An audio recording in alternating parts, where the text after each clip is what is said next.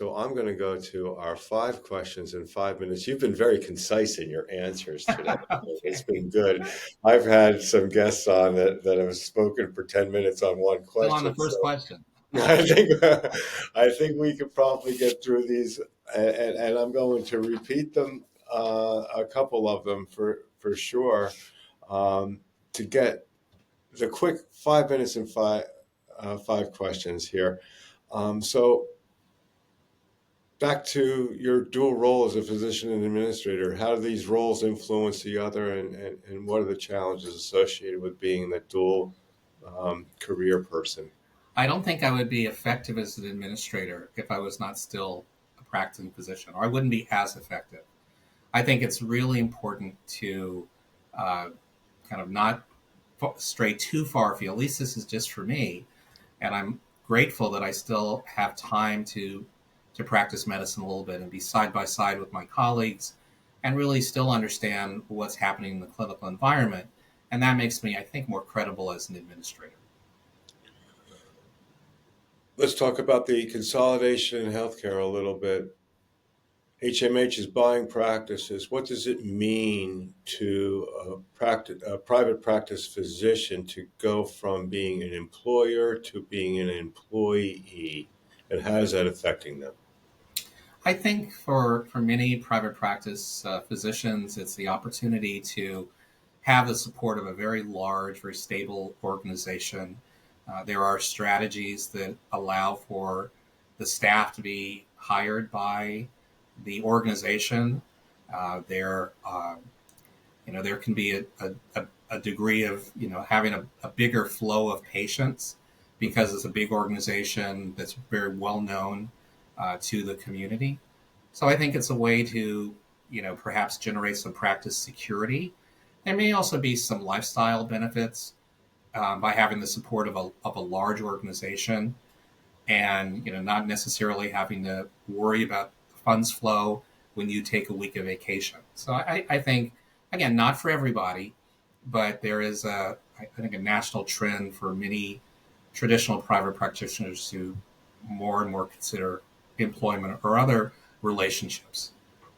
Yeah, thanks. In regard to the medical school, you started a medical school at Hackensack Meridian Health. This is an innovation that I've seen, and I haven't seen very many other places where a healthcare system starts their own medical school to feed the employment opportunities to the organization. What was the driving factor in starting a medical school at HMH? What were the decision making processes associated with that? So I think it was a lot of very um, smart, forward thinking leadership by our CEO to kind of anticipate this worsening physician shortage. The idea that innovation is such a big part of HMH, and that a medical school, almost by definition, advances innovation, advances ideas.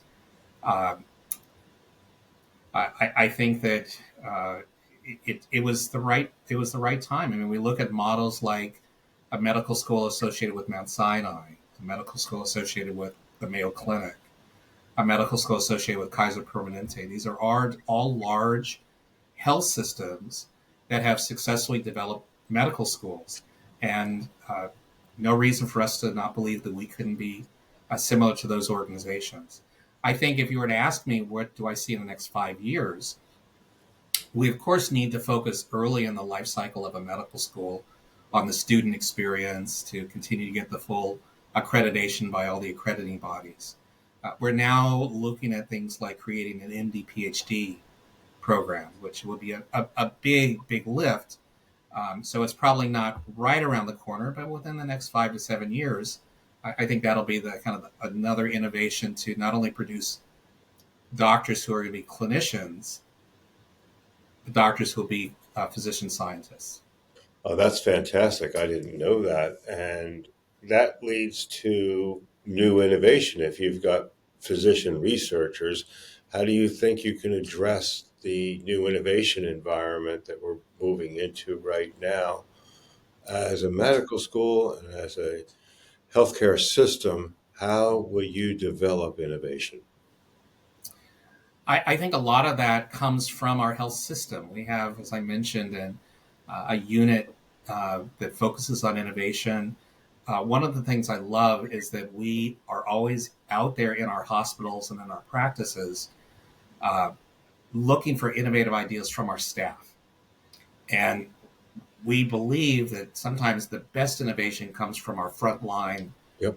team members who see a problem and can help identify a solution. So we have terrific programs where we incentivize our frontline team members, and that can include a medical student or a doctor in training Mhm. to come up with an innovative idea that will make it through our system and can be supported.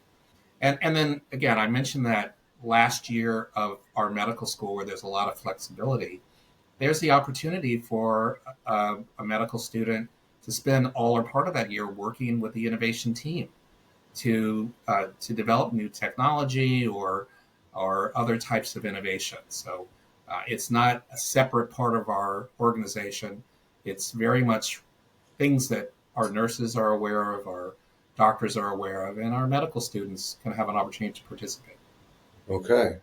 Now, LeagueMed's been set up to build this community and foster innovation and to connect people, um, not just for finance, but for leadership and advisory, because doctors can help emerging med tech companies understand what their needs are. Just like you said, the frontline people are the drivers of innovation, and they're the ones that will be the customers for these med tech companies coming out of some other um,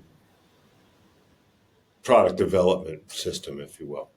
Um, what do you think about this idea that LeagueMed has come up with to link practicing physicians who understand technology with emerging med tech companies who need money and pairing them through a community of investors? Yeah. Sounds like a wonderful opportunity. I think it's very easy to be caught in your own silo and not recognize what opportunities or potential partners are out there. So by bringing together, these different worlds, hopefully it will spur an innovation and partnerships and collaboration. Oh, that's great, David, because we're trying to break down the walls between academia, Mhm. commercial world, and finance, which is another world that really is essential to this whole innovative ecosystem. But we're bringing it in here, and we're really excited about it, and we're really happy to have had here today. Great job on our 5 questions in 5 minutes, Yeah. and it's always wonderful to talk to you. So thanks so much for your time today, and we'll Thank you. see I you look forward soon. to seeing you soon, Rich.